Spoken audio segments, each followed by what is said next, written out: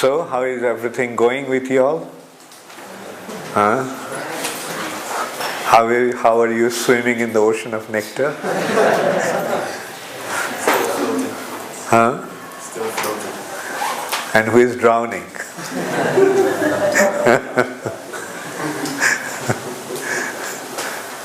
Very good.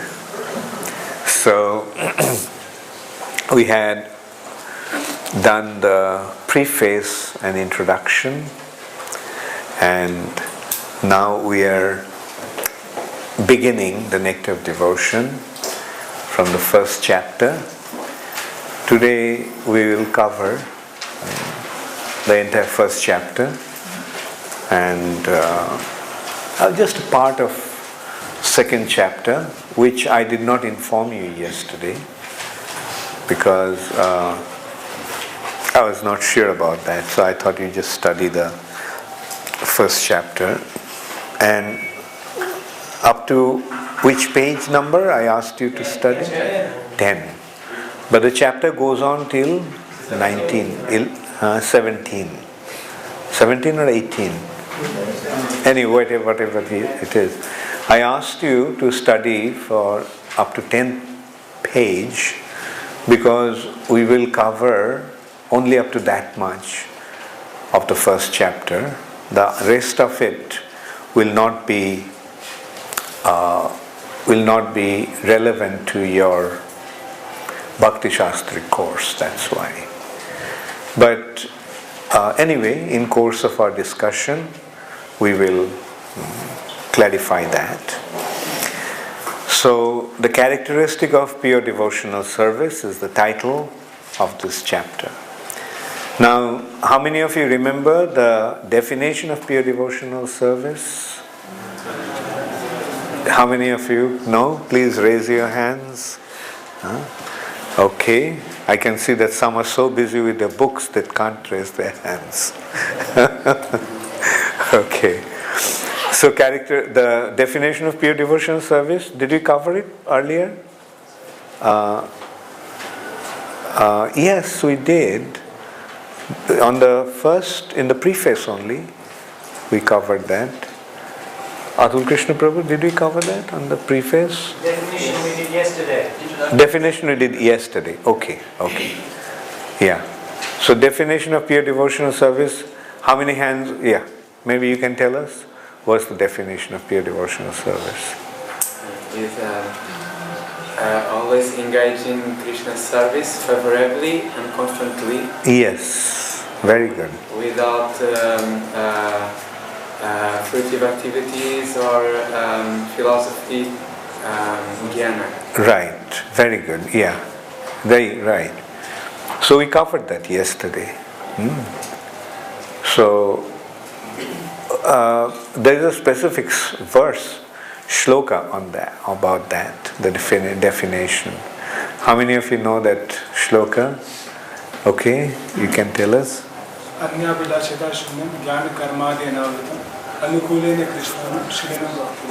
Very good, very good.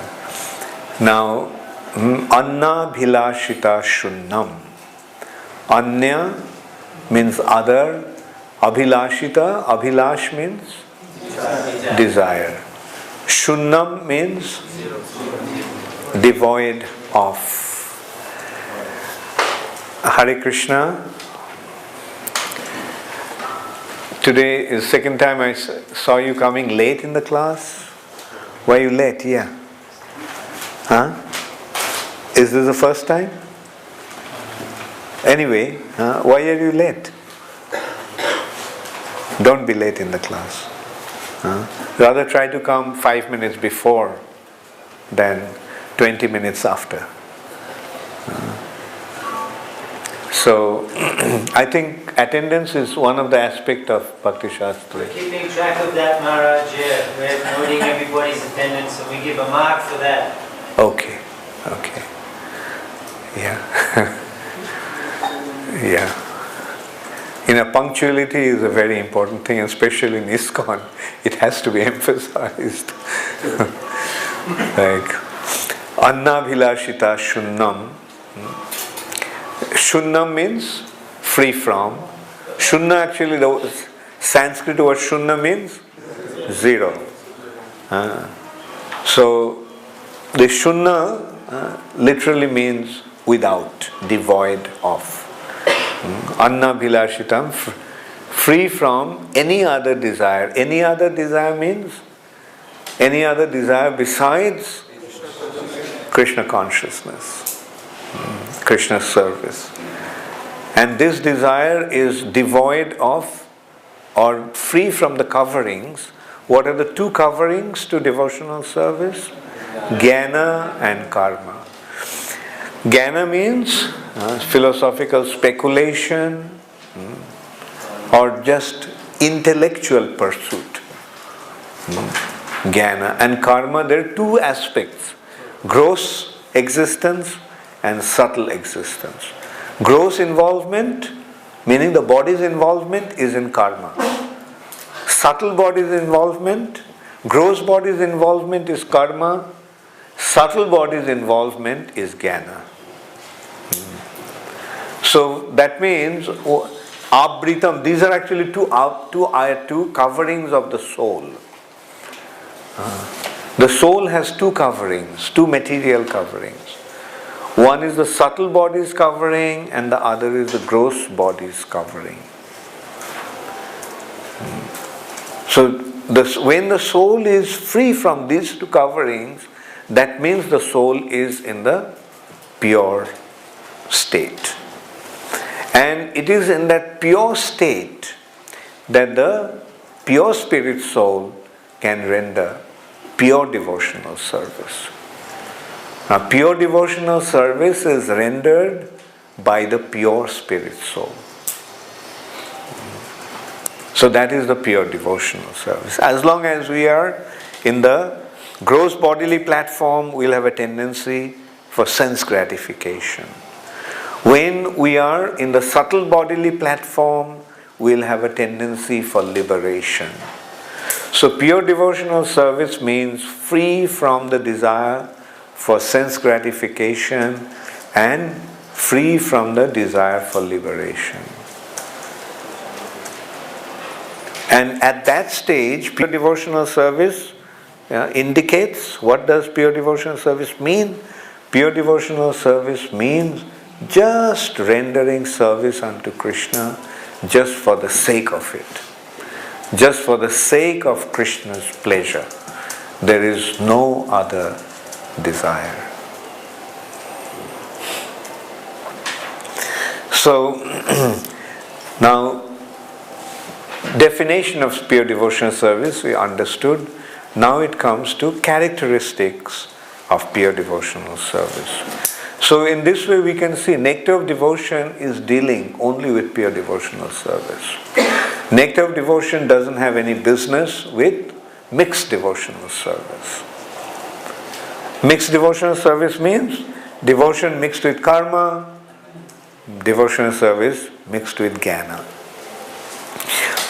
Those devotional service, mixed devotional services are known as karma mishra bhakti and jnana mishra bhakti. Or it can also be identified as karma yoga and jnana yoga. Just like Bhagavad Gita is dealing not with pure devotional service. Bhagavad Gita is predominantly dealing with karma yoga. And at the end only it is coming to pure devotional service. What is the definition of pure devotional service according to Bhagavad Gita? Where does pure devotional service begin? That is there, right? But sarva dharman parityajya. Sarva dharman. Here the dharma is not indicating Christianity, Islamism, Judaism and so forth. Not these dharmas. Here they are indicating the dharma of the body, dharma of the soul, mind, dharma of the gross body, dharma of the subtle body. Those dharmas are varnashram dharma. Those dharmas that is indicated are different other branches of spiritual activities that are leading to either fruitive activities or liberation. But here Krishna is saying, Sarva dharman parityajya mam ekam sharanam braja. Mam ekam, surrender only unto me. That mam ekam is actually indicating the beginning of pure devotional service. Only Krishna, nobody else, no one else, nothing else. Only Krishna's pleasure. Surrender unto Krishna. That's the beginning. But Srimad Bhagavatam is dealing with pure devotional service. So where Bhagavad Gita ends, Srimad Bhagavatam begins. What is the beginning verse of Srimad Bhagavatam? Janmadasya, that's to mind you, it's an invocation. Very good. See, do you see the link now? Dharma prajhita kaitava atra. Prajhita means giving up. Giving up completely. Prajhita. Kaitava means cheating. And Parama Nirmat Saranam Satam. That Parama Nirmat Saranam. Nirmat Sar means free from envy. So when the heart becomes completely free from envy, that means the heart has become purified. What are the contaminations of the heart? Lust, greed, anger, illusion, pride, and envy. So when it is free from envy means all other five also has been washed away. So when the heart has become completely purified, heart has become purified means the soul has become purified. When we say heart, and it actually indicates soul. Why? Because the soul is situated in the heart. So purified heart can only enter into this region. Parama nirmat saranam satam vedam vastavam atra vastu. Then only one can understand this. Vedyam means understand. Vastavam atra vastu. This real substance. Who is the real substance? Krishna. One can understand Krishna properly only when one's heart has become completely purified. So, did you all study this chapter carefully up to page 10? Yeah? Very good. So I'll just briefly discuss what is the beginning. At the beginning is what this chapter is describing. Kapil Dev's instruction. And what is Kapil Dev saying? Kapil Dev telling his mother that he is actually defining pure devotional service. What is pure devotional service? Pure devotional service is free from any desire for liberation. Even if the liberation is offered, a devotee doesn't want to take that. Diyamanam nagrinhanti bina mat sevanam jana. Diyamanam means if offered. Even if liberation, well, how many types of liberations are there? Very good, 5 types of liberation. Although in this chapter it hasn't been discussed, but out of these 5, how many are positive and how many are negative? 4 are positive liberation. And 1 is negative. A devotee will never want that liberation. Which one is that? Sajujya Mukti, merging in the bodily effulgence of the Lord. Brahma Jyoti, Brahma Sajujya. There are 2 types of Sajujyas actually, Brahma Sajujya and Paramatma Sajujya. And Paramatma Sajujya is even worse than Brahma Sajujya. So, devotee, so what to speak of Sajujya Mukti? But there are 4 types of positive liberation, Vaikuntha liberation. These 4 types of liberation elevates one to Vaikuntha. Those are sarupya, have the similar feature as that of the Lord. Samipya, to be close to the Lord. Salakya, to be in the same planet with the Lord. And Shashti, having the same opulence as the Lord. Now there is nothing wrong in those. As a matter of fact, it's important to note here, the other four sampradayas actually are aspiring for these four types of liberation. It's only the Gaudiya Vaishnavism, Chaitanya Mahaprabhu's line, that rejects that. Achieving Vrindavan is not considered to be one of those. No. Because in Vrindavan is beyond, these four liberations are Vaikuntha liberations. But Vrindavan is beyond that. And one can enter into Vrindavan only when one is completely free from even the desire for liberation. As long as one has desire for liberation, like Sarupya, Samipya, Salakya and Shashti, he won't be able to go to Vrindavan.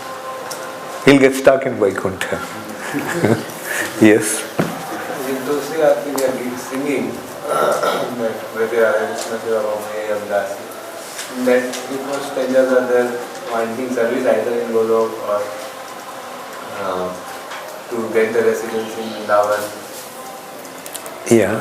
So that is... No, you're not.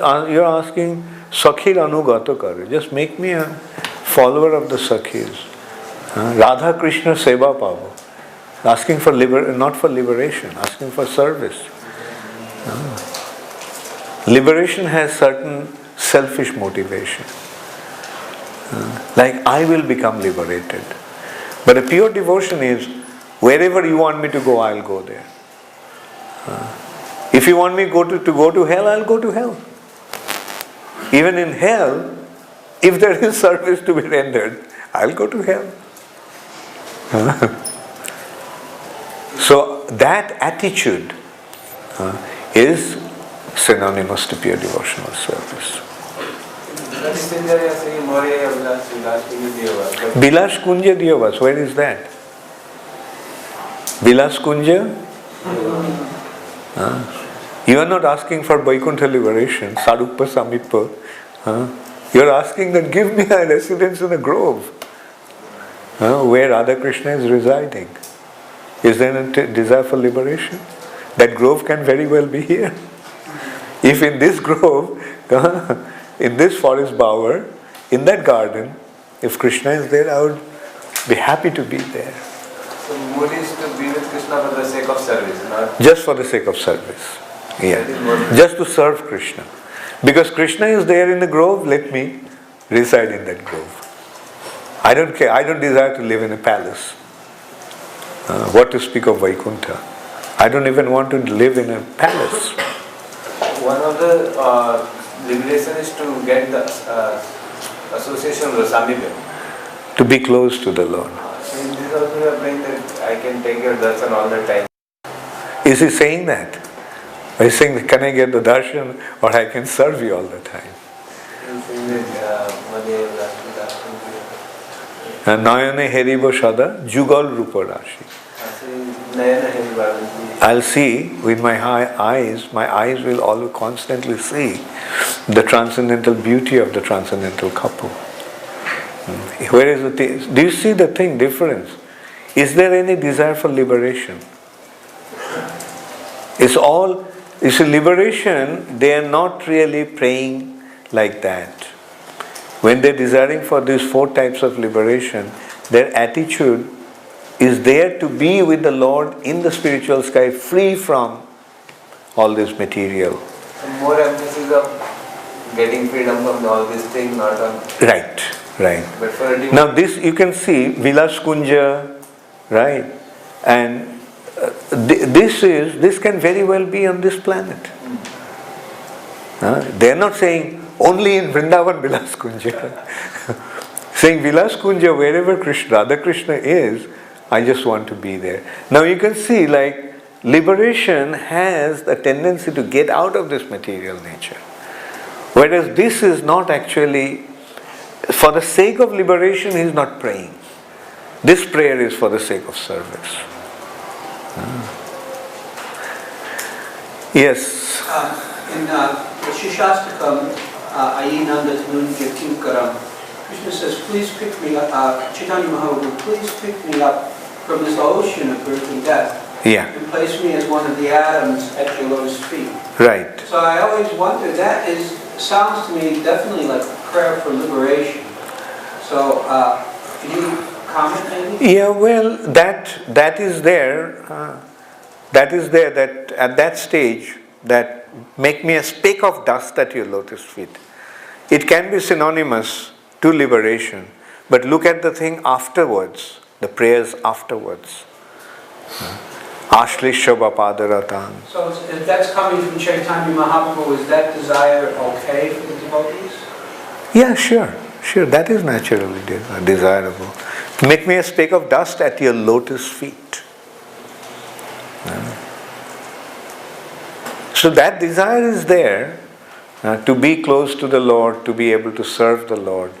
But you can see the predominating mood behind that prayer is not liberation.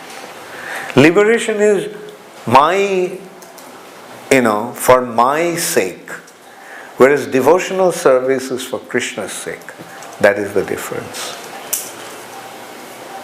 Yes? Why Paramatma Sahyuja is even worse than Brahma Sahyuja? Because in Brahma Sahyuja one feels that he has become Brahma Jyoti and cause of everything. But Paramatma Sahyuja, he thinks that he has become Paramatma. That's very dangerous. It's like I have become God. Yes. They also worship Radha Krishna Krishna inferential love. Vallabhacharya, Nimbakaracharya, they worship Radha Krishna. So they will go to non-liberation. Well, that is the thing, you see, first of all, Vallabhacharya actually got it all from Chaitanya Mahaprabhu. Vallabhacharya was initiated by Gadadhar Pandit. So Vallabhacharya originally was in the Gauriya Sampradaya. But unfortunately, Vallabhacharya's followers afterwards severed that relationship. Most probably because in Chaitanya Charitamrita, the way Vallabhacharya has been chastised by Chaitanya Mahaprabhu. Actually, Chaitanya Mahaprabhu had a very sweet relationship with him. And he could chastise, but these people could not, Vallabhacharya's followers could not digest that. Therefore, they severed that connection with Chaitanya Mahaprabhu. And they started to call Vallabhacharya as Mahaprabhu. So that is with Vallabhacharya. Nimbarkacharya, I do not know how far their original idea was to serve Radha Krishna, or they got it from Chaitanya Mahaprabhu afterwards and introduced it in their culture. Yes, right. Chaitanya Mahaprabhu brought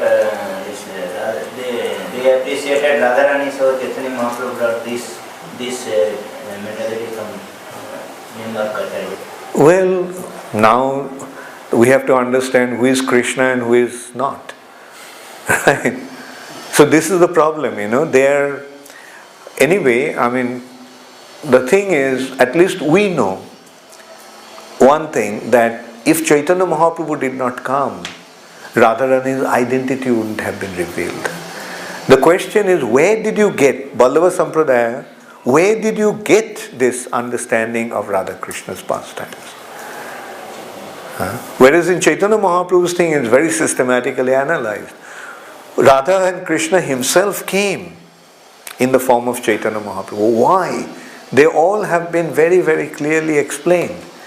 I don't know whether there is any such clear indication in Vallabha Sampradaya, in Nimbarka Sampradaya. Yes? In the Shikshashtakam, the 5th verse says that I want to serve life after life. He's ready to die. But in the next one, he's telling that the higher as we go, it's Shashtakam is taking us higher consciousness. So then he's praying that you deliver me from the... Deliver me. So, yeah, life after life, that is the third verse. No, the third verse is, fourth verse. Na dhanam na janam na sundarim kavitang va jagadisha kamai mamo janmani janmani share bhavatat bhakti rahetu ketai.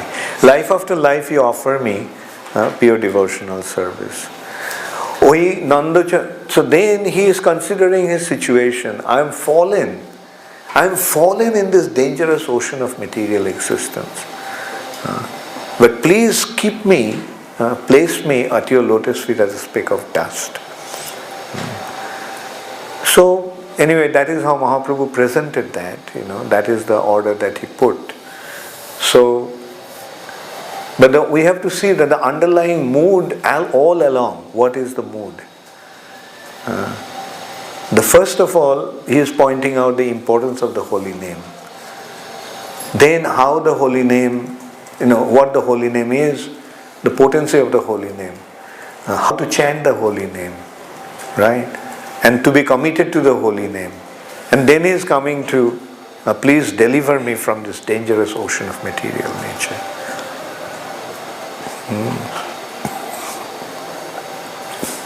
Often I find myself when I'm praying to deities like, oh Krishna, help me to relieve from last anger or to conquer my mind. But maybe it's better just, oh Krishna, let I serve you. It is like what? It is maybe wrong to pray like this, or I should just pray Krishna. You see, at an initial stage you may desire for liberation. That is all right. Prabhupada said also that is good to desire for liberation. But point is, don't get stuck in liberation. Right? Go beyond. And that beyond is unconditional devotional service. Unconditional means like, liberation is, I want to be liberated. But unconditional devotional service is, even if I have to, what to speak of here, even if I have to go to hell, I am prepared to go to hell.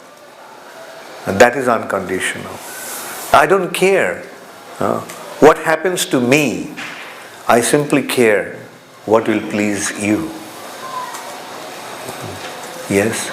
Does it come automatically with your level of advancement?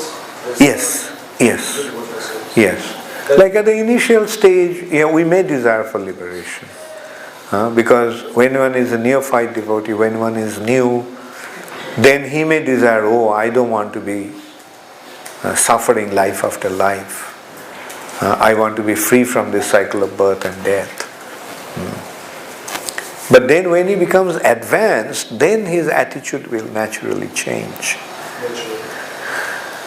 Yes, yes, Jivananda Prabhu. If one gets liberated to the Vaikuntha planet, can he advance onto the local Vrindavan? No. I mean, it has been very clearly indicated in Brihad Bhagavatamrita, second part, that from Vaikuntha you cannot go to Vrindavan. From Vaikuntha you can go to Ayodhya, you can go all the way up to Dwarka, as the Gopkumar did. But from Dwarka he had to come back to the earthly Vrindavan and perform Sankirtan, and then he was eligible to enter into Vrindavan, indicating that, ultimately, like to go, we cannot go to Vrindavan from Vaikuntha.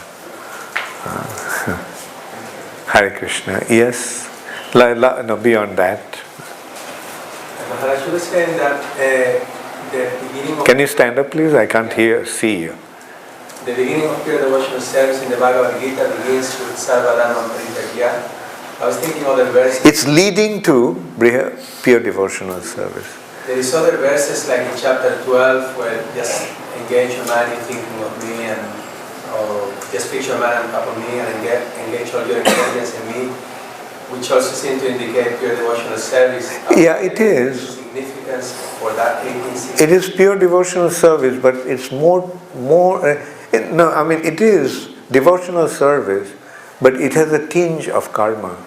Because you see, Arjun is being instructed on the basis of Varnashram. Krishna ultimately is telling Arjun that Varnashram, you are a Kshatriya, therefore you have to fight. Right? Krishna is not, and Arjun is accepting, like of course, no doubt that Arjun is a pure devotee, but the instructions of Bhagavad Gita, the understanding is predominantly based on karma yoga. Therefore, we see that when Chaitanya Mahaprabhu was discussing with Ramananda Roy, like when we came to karma mishra, karma tyag, that is, he quoted the verse, Sarva Dharman Parityajya. But Chaitanya Mahaprabhu rejected that. Then he quoted Jnana Mishra Bhakti. And he quoted that verse, Brahma Bhuta Prasannatma, Na Sochati Na Kankshati, Sama Sarveshu Bhuteshu Mad Bhakting Lavate Param. Chaitanya Mahaprabhu rejected that. It's only when it came to that point, Jnane Prayasam Udapasya Namanta Eva, that giving up the desire for Jnana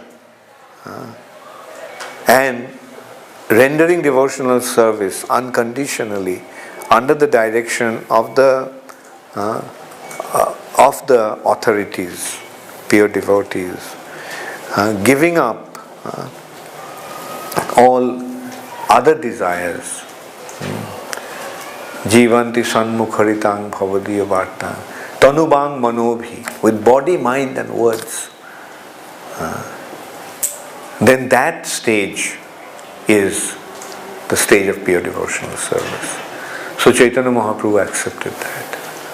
So this way we can see that Bhagavad Gita is leading us to the pure devotional service, but Bhagavad Gita is not elaborately explaining the process of pure devotional service. Therefore Prabhupada said Bhagavad Gita is the beginning study, beginning stage. Then Srimad Bhagavatam is the graduation. Right, thank you. Yes? Maharaj, Srila Prabhupada in the 4th chapter, Prabhupada writes, some of the liberated persons who have achieved these 4 stages of liberation may also develop affection for Krishna and be promoted to Goloka Vrindavan. Prabhupada mentions in the 4th chapter. Yeah, they may have achieved, but then they will, after that they will come to pure devotion. Like after that they will come to Srila Prabhupada's lotus feet and be elevated to Vrindavan. On their Vaikuntha platform, they cannot go to Vrindavan. Just from Vaikuntha, they cannot. They may go to, provided they come across a pure devotee and practice the process. Prabhupada mentioned that if they develop affection for Krishna. That means what? The affection for Krishna means rag. And that is Raganuga, leading to Raganuga Bhakti. Vaikuntha, actually, it's Vaidhi Bhakti leads to Vaikuntha. Right? And just Vaidhi Bhakti alone cannot lead to Vrindavan. But of course, then there is another consideration. Vaidhi Bhakti to Chaitanya Mahaprabhu will lead to Vrindavan. But Vaidhi Bhakti to Krishna will lead to Vaikuntha. So it has to be from that platform, that 4 kinds of liberation must then have the good fortune of coming across the Sankirtan movement. Be engaged in Sankirtan, and that's how. Now this has been explained in Chaitanya Charitamrita. That how, anyway, I'll just explain that point. The reason for Chaitanya Mahaprabhu's appearance is being explained in the 3rd chapter of Adi Leela, Chaitanya Charitamrita. He's saying, Jyothishti Bihari Krishna, that after performing his Vrindavan pastimes, Krishna considers that I have revealed my Vrindavan pastimes, but how anyone will ever enter into Vrindavan? Because then Krishna is explaining that generally the world, everybody renders devotional service unto me through Vaidhi Bhakti. But practicing Vaidhi Bhakti, one will come to Vaikuntha. And from Vaikuntha, one cannot go to Vrindavan. Therefore, Krishna assumed the form of a devotee. Krishna appeared as a devotee. Now, that when the devotee Krishna is worshipped with Vaidhi Bhakti, then he becomes eligible to enter into Vrindavan. And what is that devotee? What is that Vaidhi Bhakti to the devotee? Vaidhi Bhakti means devotional service rendered according to the scriptural injunctions. Now tell me, how is that devotee Krishna worshipped according to the injunctions of the scriptures? Jaggai Sankirtana Prayai. Through this Sankirtan Yagya, when this devotee Krishna is worshipped, then one becomes qualified to Vrindavan. Yes? Maharaj, we have our internal special identities. So these identities, are we to assume that every living entity has a relationship with Krishna in Goloka Vrindavan, or some relationships or some special identities are exclusively at It's difficult to say. It's difficult to say because you see, generally everybody has his own sarup. So, and according to the sarup, when he becomes perfected, he becomes situated. Some are meant to be in Vaikuntha. Some are meant to be in Vaikuntha. But some are meant to be in Vrindavan. But then, some from Vaikuntha can go to Vrindavan by Krishna's mercy.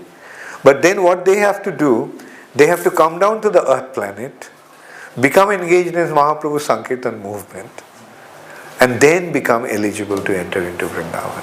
Does this mean that the relationship with Krishna changes? Krishna can make it change.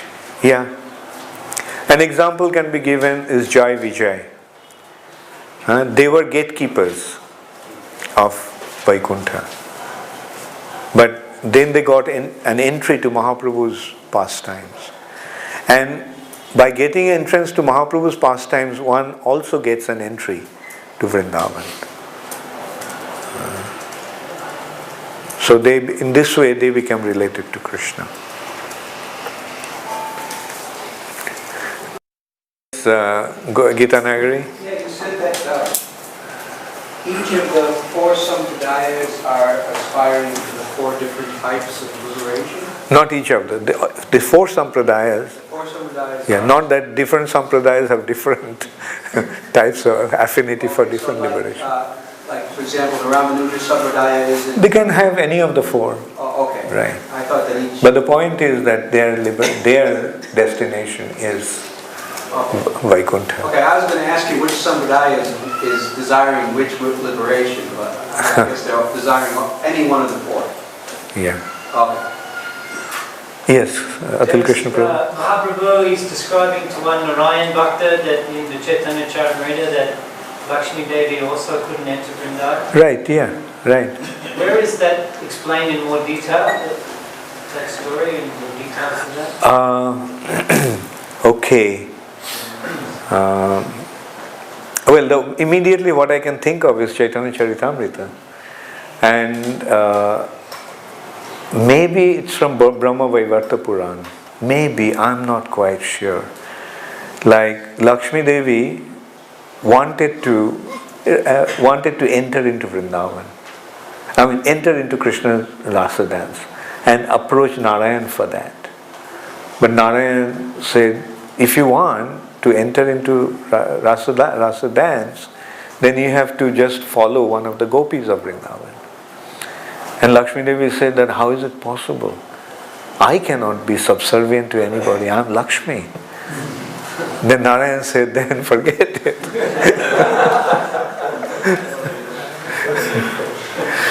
So then Lakshmi Devi performed great austerity, and as a result of that, Krishna came to her and asked, what happened? Why are you performing such severe austerity? Then Lakshmi Devi said, why? that she wanted to enter into rasa dance. Witness the rasa dance.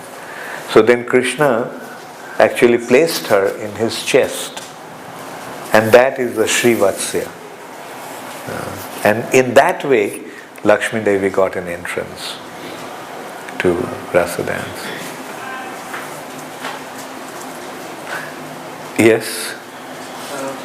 It's the verse Anya Vinashita Shunyam. It's talking about Vijnana and basically like in terms of liberation, like be free from knowledge leading to liberation. So is that referring to just the monistic liberation, or is it referring to all the other four kinds of liberation? Is it saying that we're free from all five? The word liberation actually means freedom. Right? The freedom from material bondage. Right? So you become free. But then your sarup, in a way you can consider that the sarup is rewarded by the Lord, awarded by the Lord. The devotee doesn't pray that give me sarupya or give me shashti. He is not asking for specific liberation. But the Lord is offering, okay, come. Say for example, Dhruva Maharaj. He was not saying, give me this liberation or that liberation. But the chariot came from Vaikuntha to take him. So when he was taken to Vaikuntha, then, whatever his sarup is will be revealed.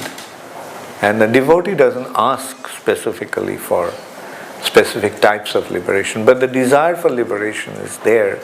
That is, I want to go to Vaikuntha and serve the Lord eternally. But is he saying that we must be free from that desire? In order to go to Vrindavan. Pure devotional service. Pure devotional service is completely free from even desire for liberation. Right? You get the point? There's no tinge of even desire for.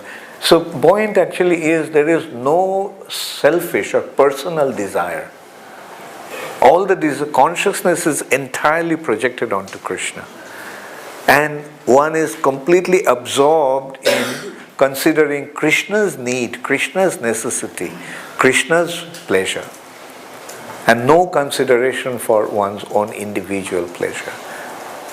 Right? And if there's a tinge of desire for liberation, you'll enter by quickly.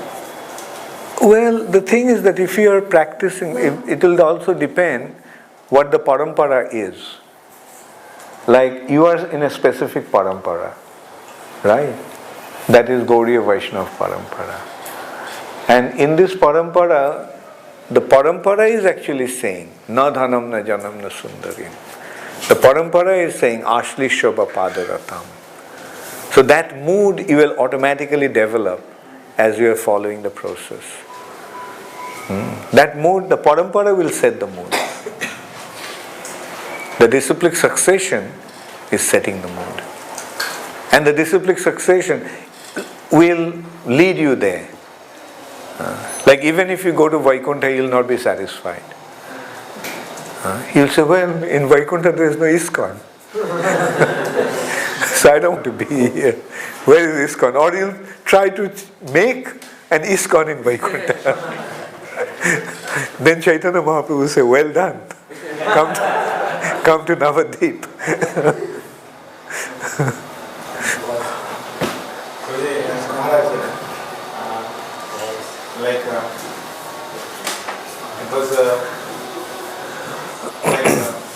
It is said that spiritual master is transferred via media from the Lord, and also some devotee they tell that I don't know Krishna, who is Krishna, and I know only service to my spiritual master, like Prahlad Maharaj is saying, many advanced devotees says.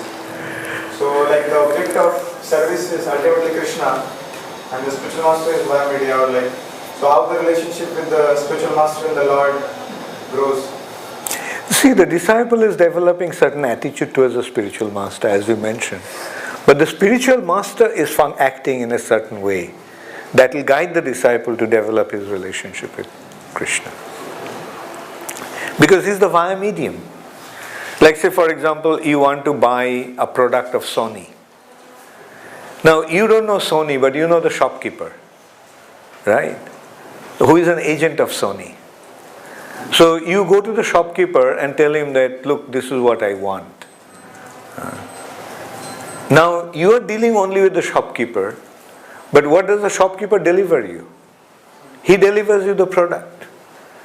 So the specific guru in the sampradaya, the disciple may approach him with certain attitude, but his business is to deliver the goods.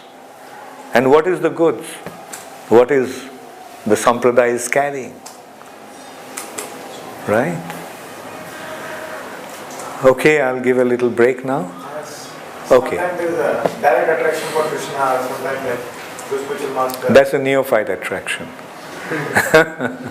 Direct attraction, you consider what is the, do you know the definition of neophyte devotee? Definition of neophyte devotee is Ishvare tad adhineshu balisheshu dvisatsucha premo maitri kripa upekha jakarat. I'm sorry. Ishvare tad adhine, no, I'm sorry.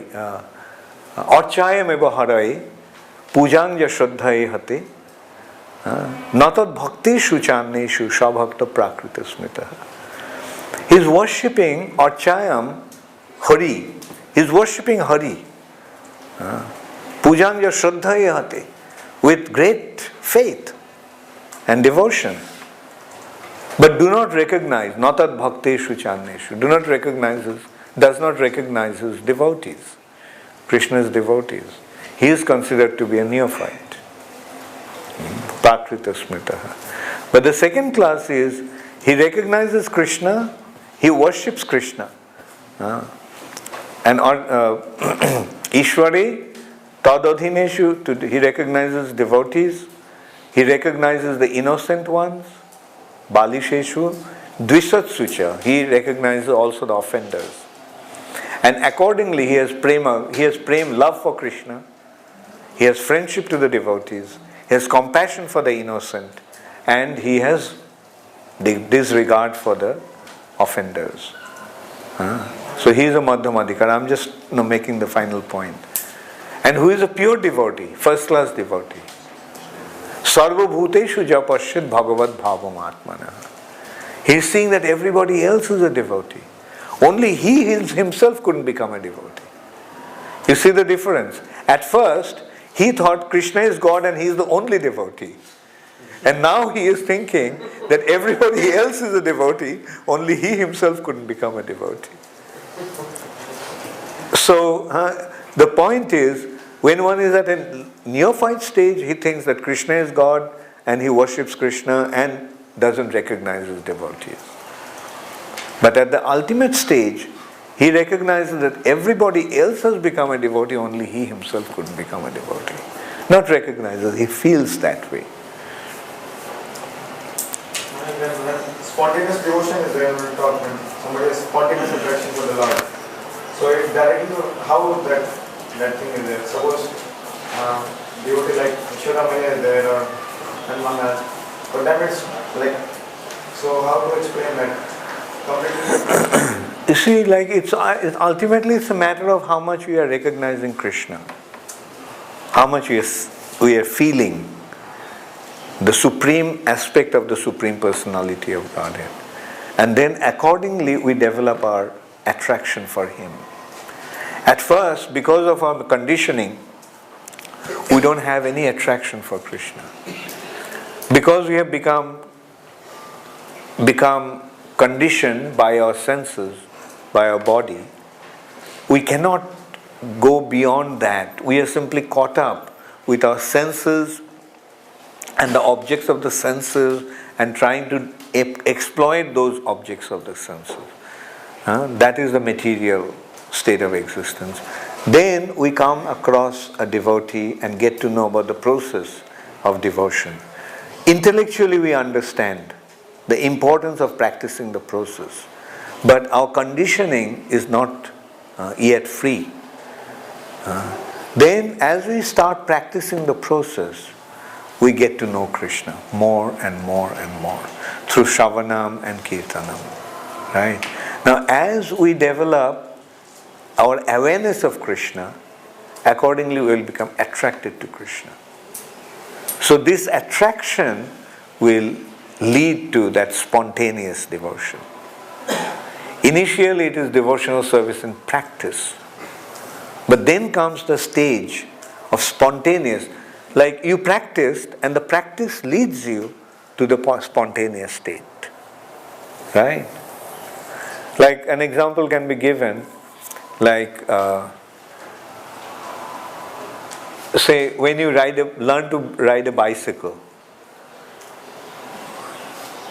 That I don't know whether you experienced that. I had the experience. Like there used to be two other wheels on the side, right?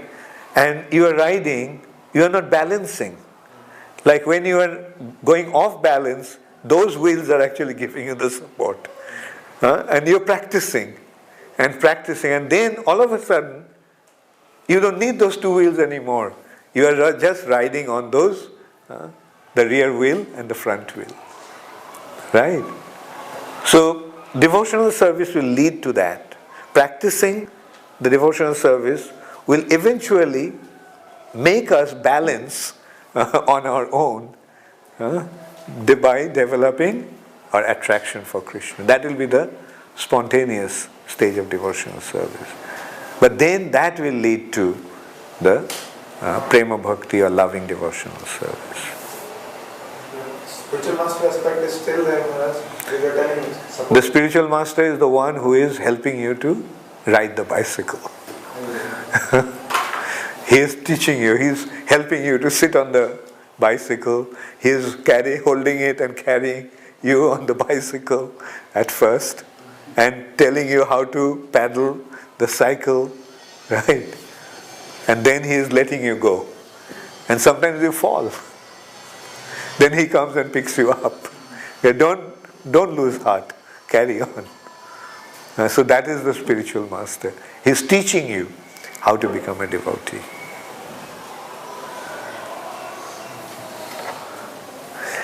So I'll give a break now for 10 minutes. And then we'll go to the second session.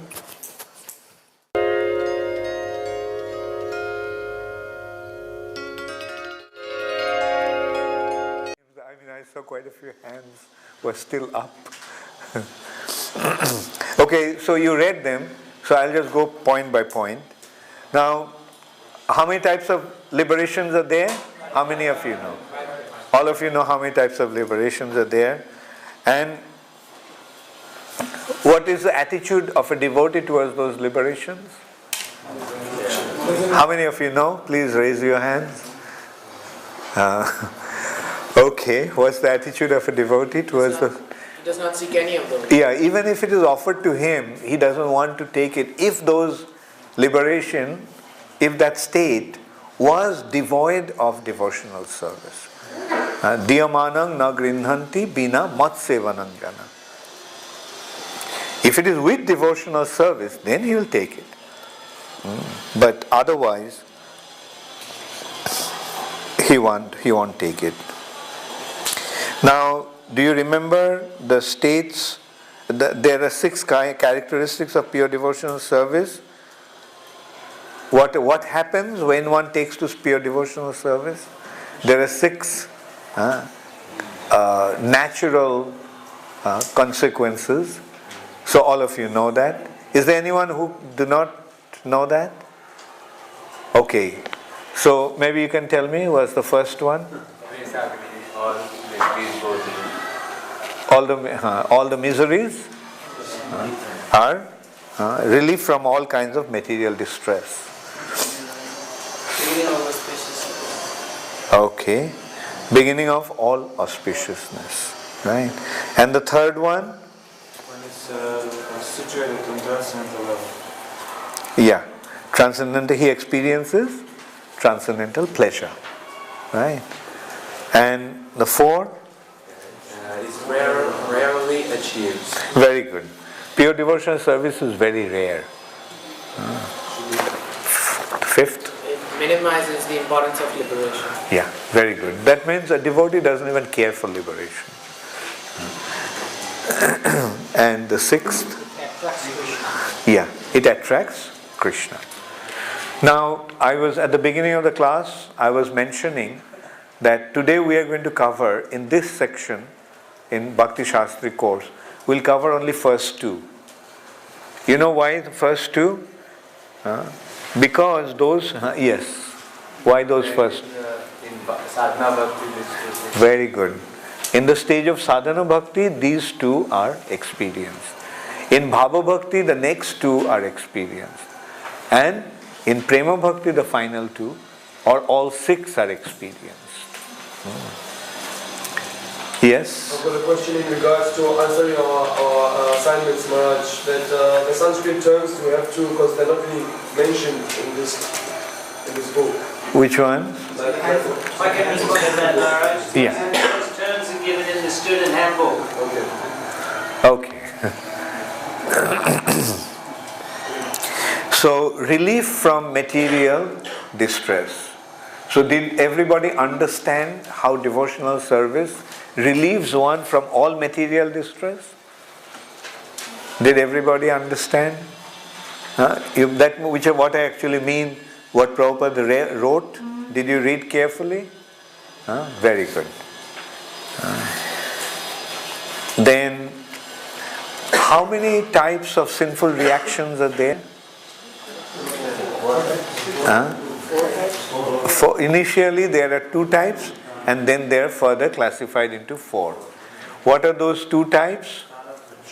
mature and unmature. Mature sinful reactions and immature sinful reactions. And then there are 4 types. What are those 4 types? Kutang Bijang, Phalan Mukham 3, and then Aprarabdha.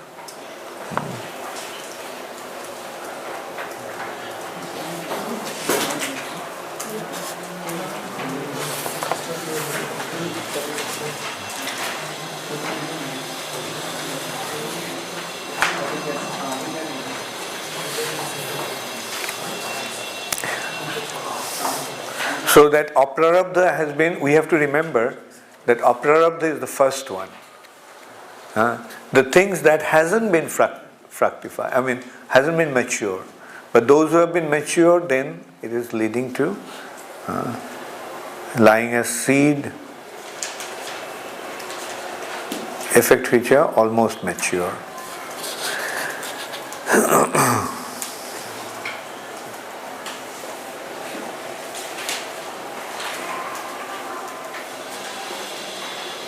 No, I made a mistake here. I'm sorry. Like the 4th one is actually prarabdha. 4th one is not aprarabdha, but prarabdha. Yeah, 4th is prarabdha.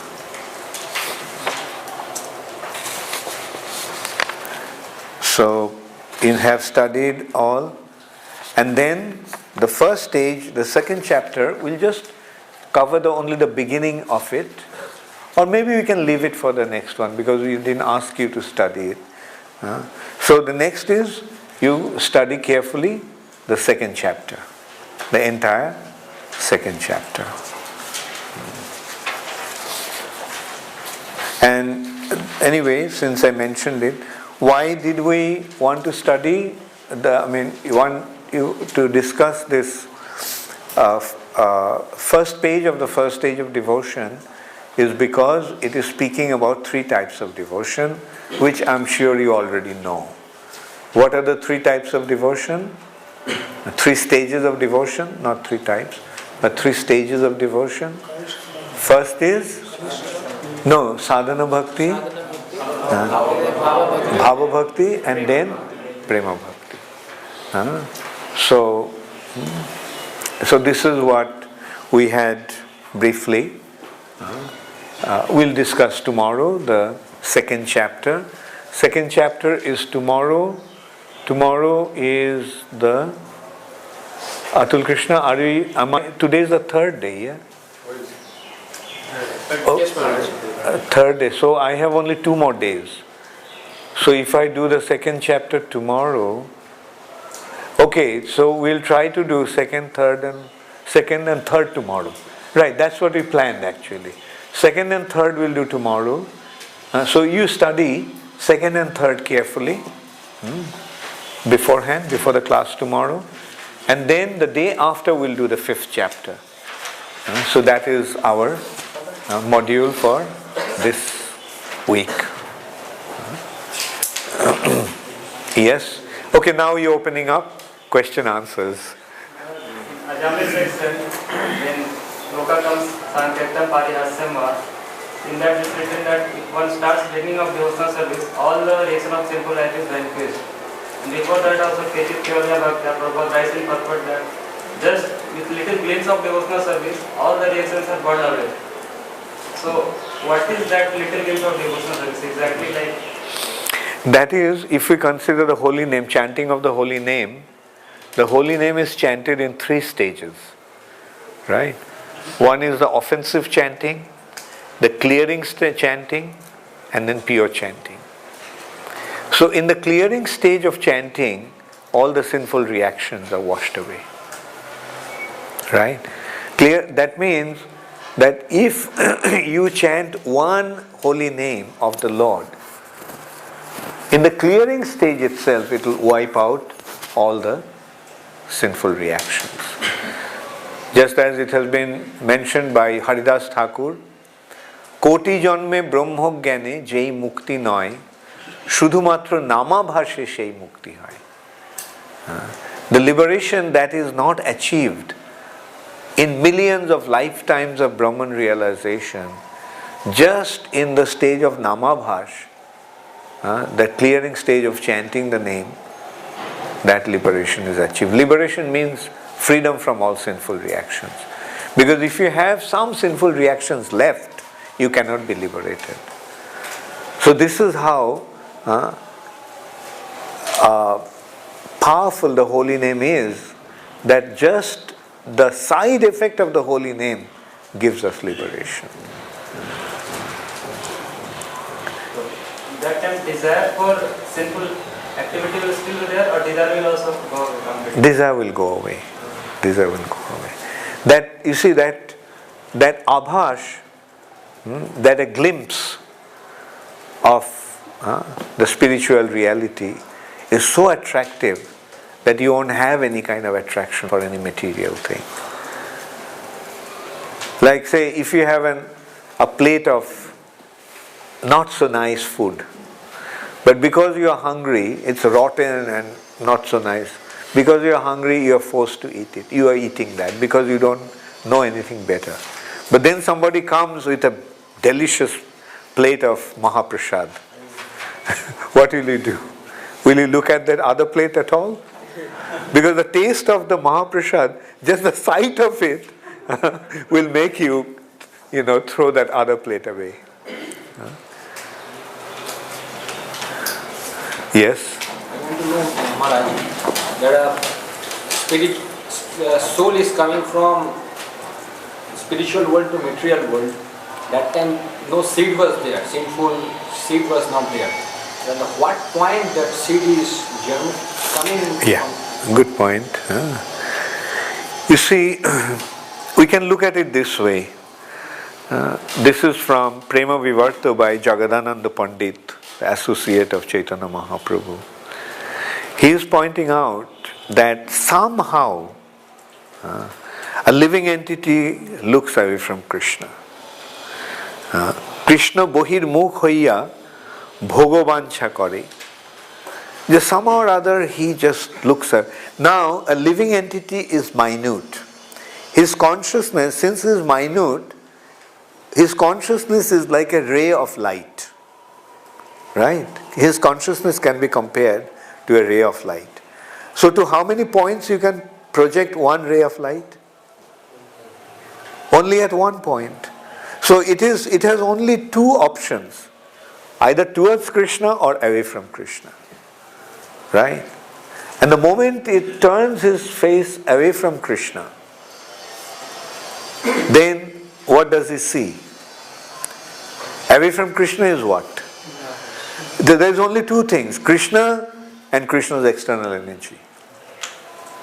Looking away from Krishna means looking at Krishna's external energy.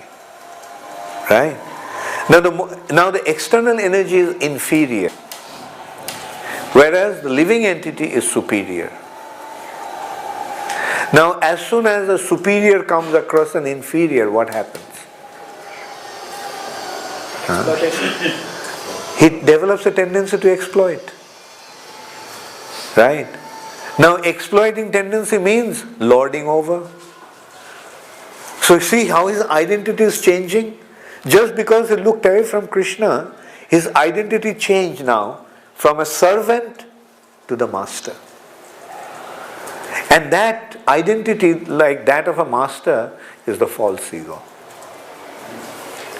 He gets covered by false ego and thinks that he is the master. And then he gets the next covering, the second covering of intelligence. And he begins to consider how he is going to enjoy this material nature. Then he gets the third covering of the mind, through which his consciousness now is constantly being projected onto the material nature.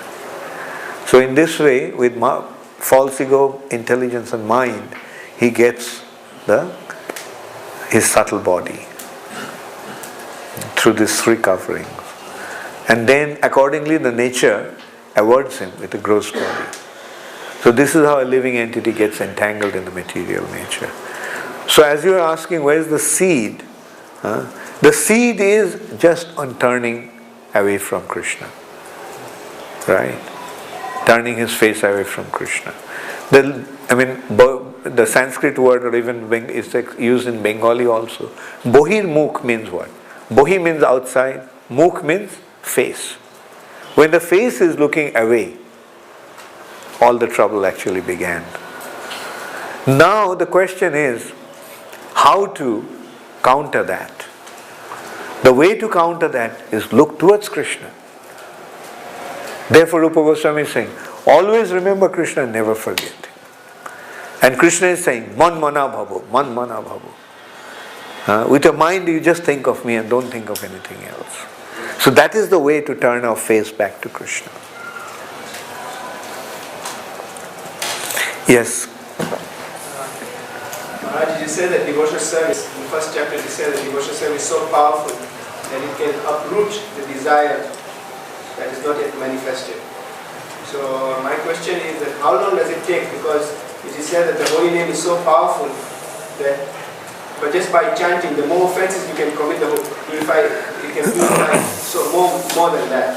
So we're seeing a chanting for so long, but yet this envy, greed is not going. For how long are we supposed to do that? As long as it takes you to develop your attachment to Krishna.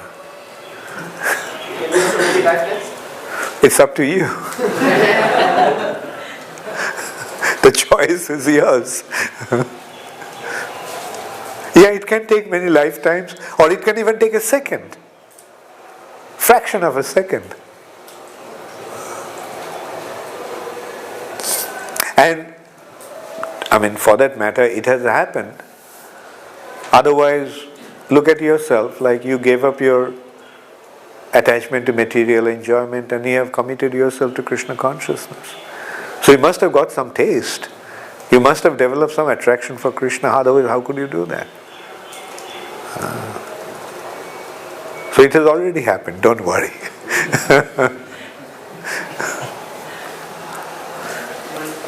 One question that is phrased in two ways is that how can one, what is the best method for relieving oneself from envy, or is there the actual opposite of envy? No, come again, I couldn't get that. Often Maharaj would say that of all the six, Okay, envy is the worst. envy is the worst. Yeah. And so then, what is the best method to cut down this? Okay. Yeah. The best method, according to Srimad Bhagavatam, is to becomes situated in the mode of goodness. Bhagavatam is saying, Tada rajas tamo bhava kamo lobho dayascha je cheto etoir anabidham sthitang satya prasidati.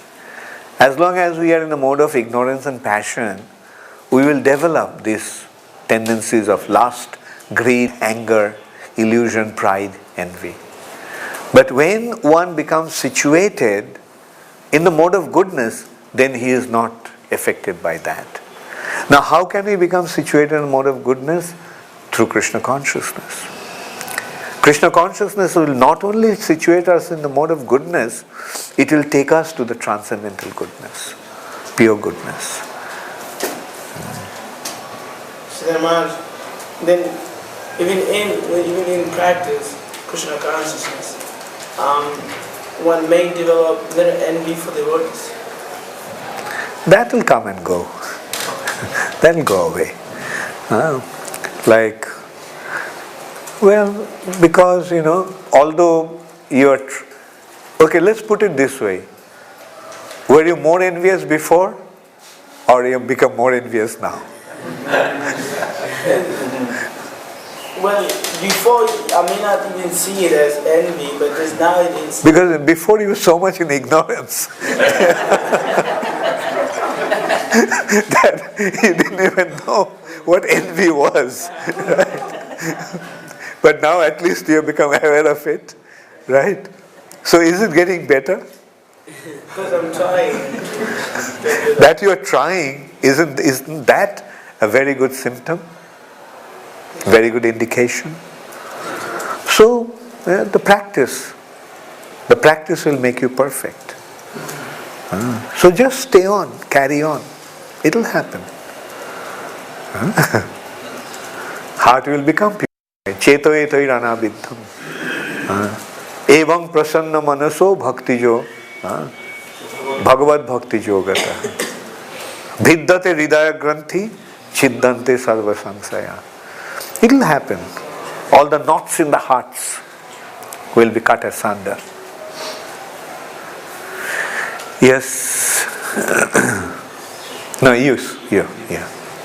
But if a soul really surrenders to Krishna consciousness and after a period of time is sincerely practicing Krishna consciousness, gets initiated, and if unfortunately then he goes again back to Maya, and again starts doing sinful activities, then what will be his situation? He'll suffer for a while and then come back again. Then what about his sins committed after surrendering? Again he's committing sin. Yeah. Well, once he begins, then he'll be washed away again. But the better not to go away from Krishna consciousness. Why take a chance? He'll come back, but when? That's the question. Whether it'll be in this lifetime or another 25,000 lifetimes. So why take a chance? Now that you have found the right path, why should you deviate from the path? Just stay on. Stay on in this path. Never deviate. Yeah. Technically, is possible to fall from Namavas to Namaparas? Technically, is it possible to? It happens. To come to be in Namavas and then go again to Namaparas? It can. You see, at a neophyte stage, at an unsteady stage, that is anishtita bhakti, the stage of unsteady devotion, it fluctuates. Sometimes he is here, sometimes he is there, like that. Unsteady means he hasn't become fixed. But when one is fixed up, then the chances for his falling down is very little. And the more he advances, the chances become more and more reduced. But then when he achieves the prema stage, from that stage one cannot fall down. One runs the risk of falling down even from the platform of bhava. Like Prabhupada is pointing out, Bharat Maharaj was in the platform of bhava stage. But from that stage he fell down. But of course we have to understand that was Krishna's divine arrangement to kind of make him into a pure devotee. Just by giving him one birth of a deer, all his Karmic reactions were washed out. Yes. Maharaj, if someone is suffering due to bad health or he gets a bad accident, is it because of sinful reaction this lifetime or last lifetime? It'll be difficult to say. You see, it's a reaction, but when that reaction, from which action that reaction is generated, is very difficult to identify. It can be from this lifetime or can be from zillions of lifetimes before.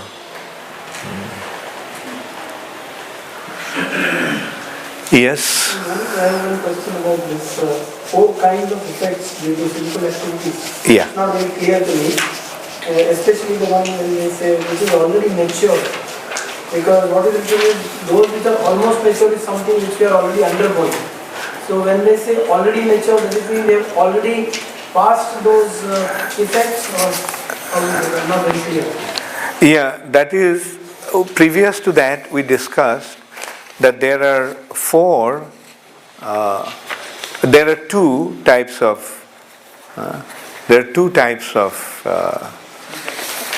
effects. I mean 2 types of sinful reactions. Prarabdha and aprarabdha. Prarabdha is which has become mature, just about to develop the result.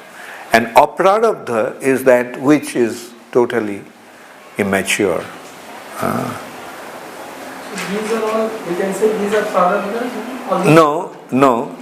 One is prarabdha and the others are aprarabdha. Kutang, vijang, phalan, mukham. Kutang means, they are completely in, like the way the effect which is not yet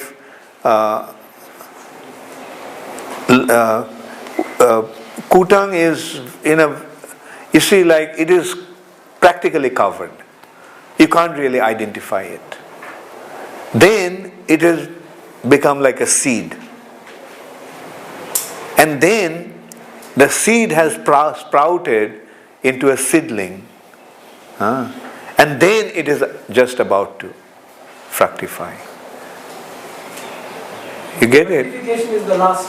Fructification is the last. And then what do you mean already mature? Is it something similar to fructification? The effect which is almost mature, yeah. Already mature also is the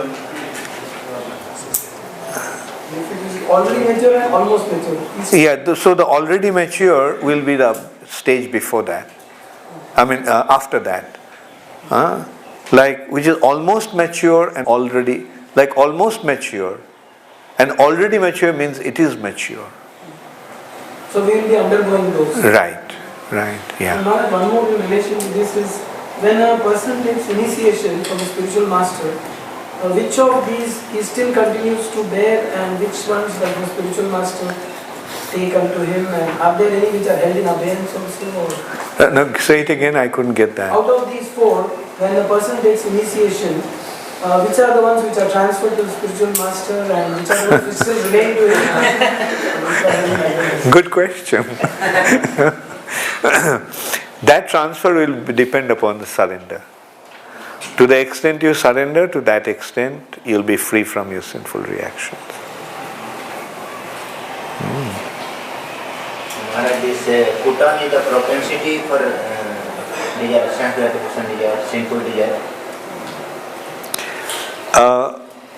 Not propensity. Kutang is very dormant, in a dormant stage, complete dormant stage. Like there are so many sinful reactions. Like you can consider it's something like, there's a water and the bubbles are coming out, right? At the beginning, there is one layer where there is no bubble at all. Then there is a tiny little minute bubble comes up, right, at the base. And then it is rising up. As it's rising up, it's going bigger. And then finally it comes to the surface, pop, right? Or a tree, like the tree is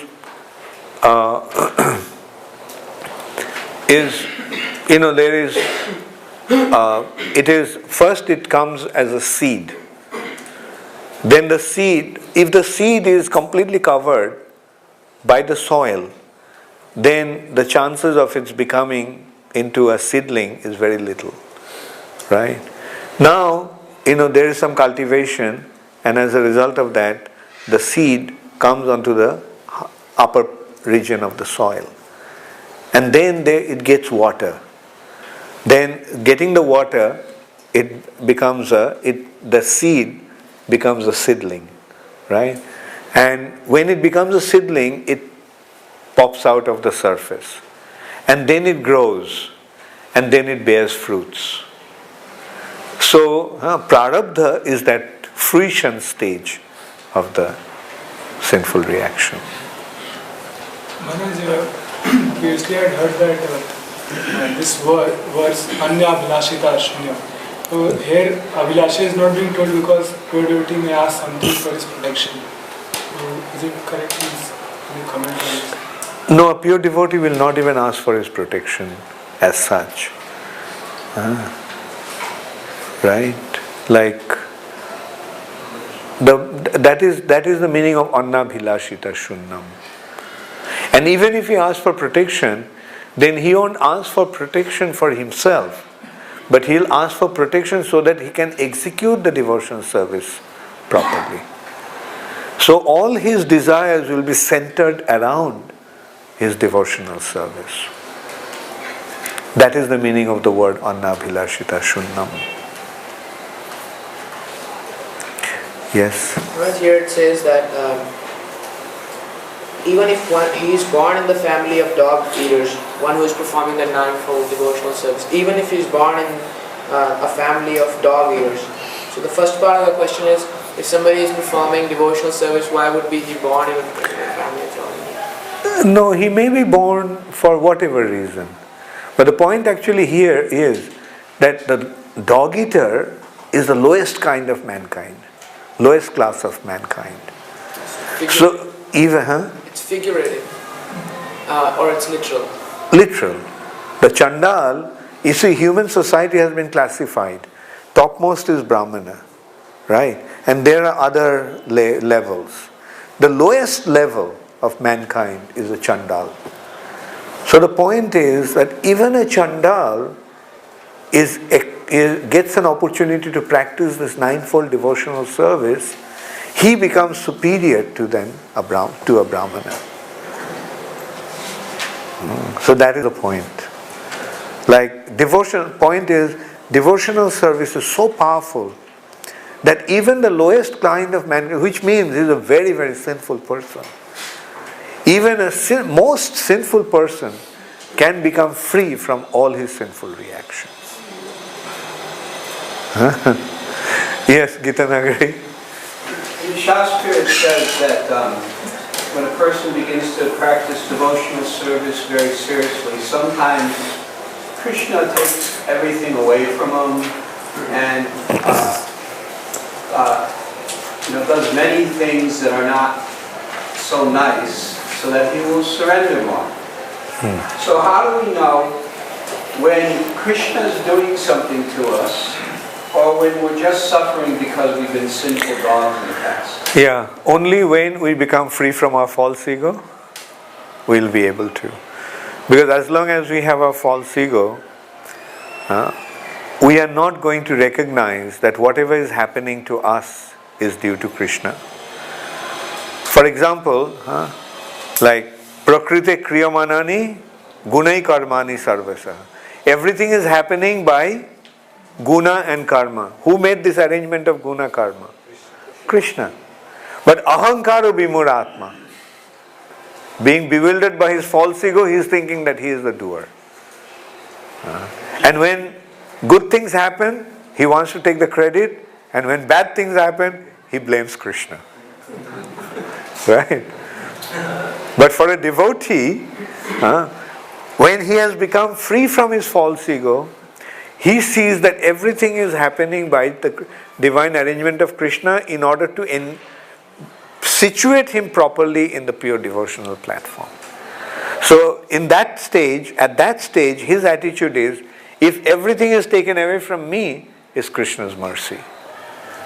Those attachments were causing me an impediment to my devotional service. What a relief.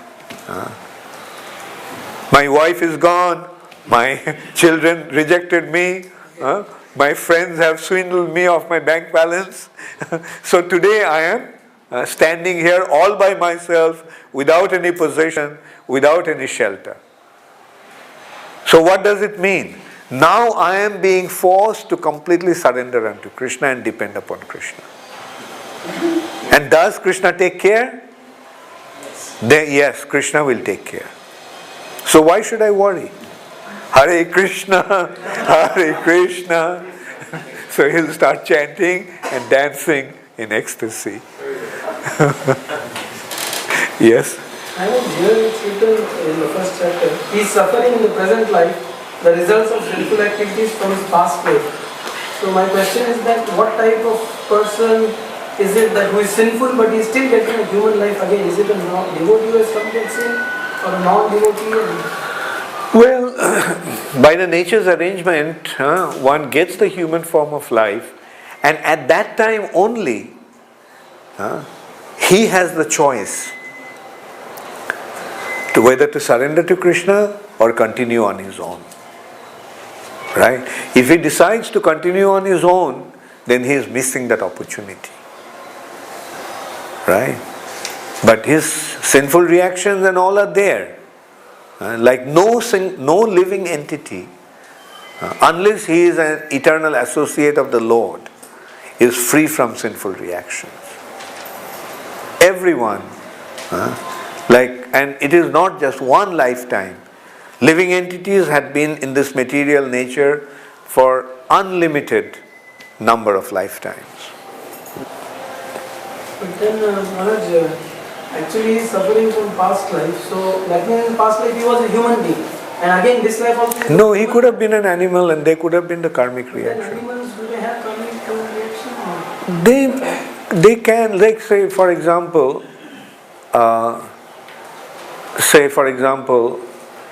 a man killed a cow. What is the understanding? In the next life the cow will get the human body. Right? So previous life he was a cow, and because he had been killed by a man, he got this human form of life. And the other man will also get human form? The other man will get the form of a cow and be killed by that cow. So it's not necessary that sinful person will go to hell. He may even come back as human being. He goes to hell to get prepared for another body, and then he comes back. Right, in context to Gita Nagari Prabhu's question, which of the two is the better attitude for a devotee?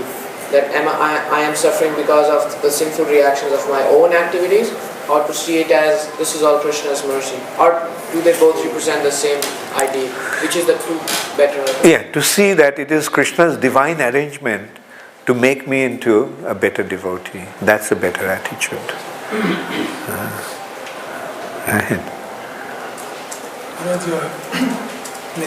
Initially, when you were telling that it's good to take to devotion service, that one can have the desire for liberation. Prabhupada used to say that go back to home, back to God, this very life. So cultivation of devotion service to go back home, back to God here. And then for that to mature into pure devotion service, it happens by practice, or we have to cultivate that desire of pure. What's the difference between practice and cultivation? It's the same thing. Means doing devotion service to be free from the life, the cycle of birth and death. But then the desire that whatever may happen, I will just serve the Lord, that pure devotion. Yeah, okay. So that, attainment of that consciousness, means artificially one cannot have that. So that happens by...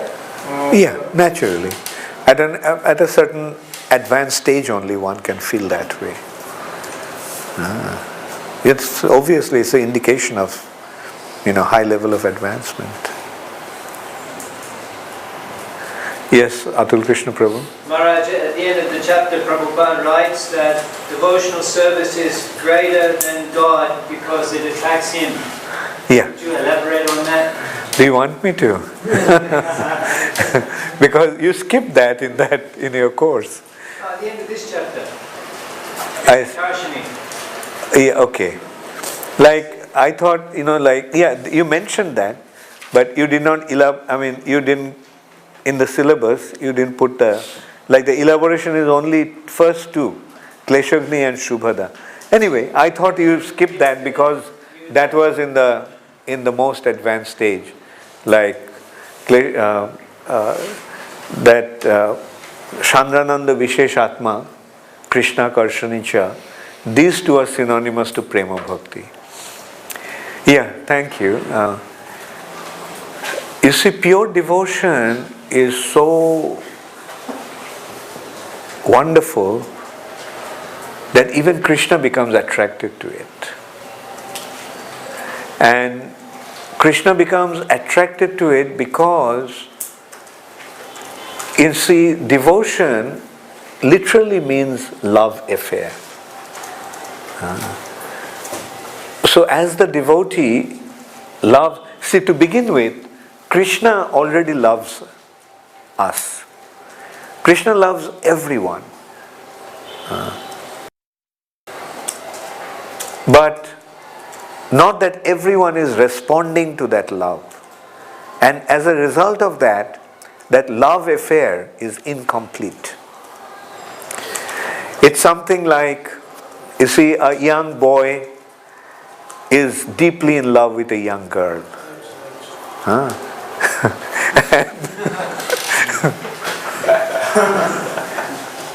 And the girl doesn't care for him. How does he feel? Let us consider, this is the natural traits of love affair. When somebody doesn't respond to the love, the lover becomes heartbroken. But then one day, that girl sends a note, "I love you." How does the boy feel? Right? So similarly, Krishna loves us, but we don't love him. We don't respond to that love. So Krishna is feeling heartbroken. Krishna is sad. Krishna is feeling so bad. Now one day we respond to him just by saying, "Krishna, I love you." Then that loving relationship begins, and how does Krishna feel at that time? He feels ecstatic. Now what caused Krishna to become attracted? It is that love. And that is pure devotion. When you develop a pure devotion for Krishna, then Krishna becomes so happy that he just comes running to embrace us, embrace his devotee. So that's why this prem, you see, these are the two aspects of love, two natural developments of love. One aspect of love is it offers joy. Both lover and beloved become submerged in an ocean of joy due to that loving relationship. And this love attracts the other. So Krishna, who is all attractive, now becomes attracted to the devotee because of this love. And that's why the prem stage is Krishna Karshani. Thank you. Yeah, so we're so small compared to God. If you look at God's power, what he's doing and what we can do, we're so tiny compared to God. So how does our little bit of love attract God? Because he's so great. That's the thing about love. It works in an amazing way without any rhyme or reason. Don't you find a very big man fell in love with a very insignificant woman? Or don't you also find a princess fell in love with a pauper? Now, when they fall in love, do they reason? Do they care? Oh, I am a princess and he is a pauper? No. His love works in such an amazing way that a princess becomes attracted to a pauper.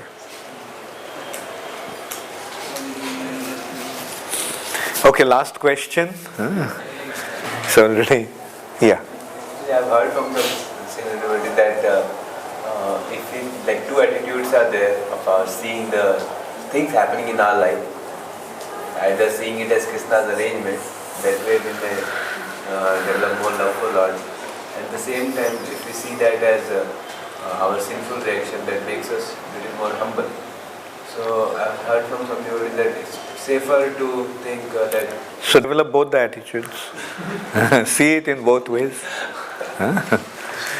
Hare Krishna, all glories to Srila Prabhupada. So you remember second chapter and third chapter.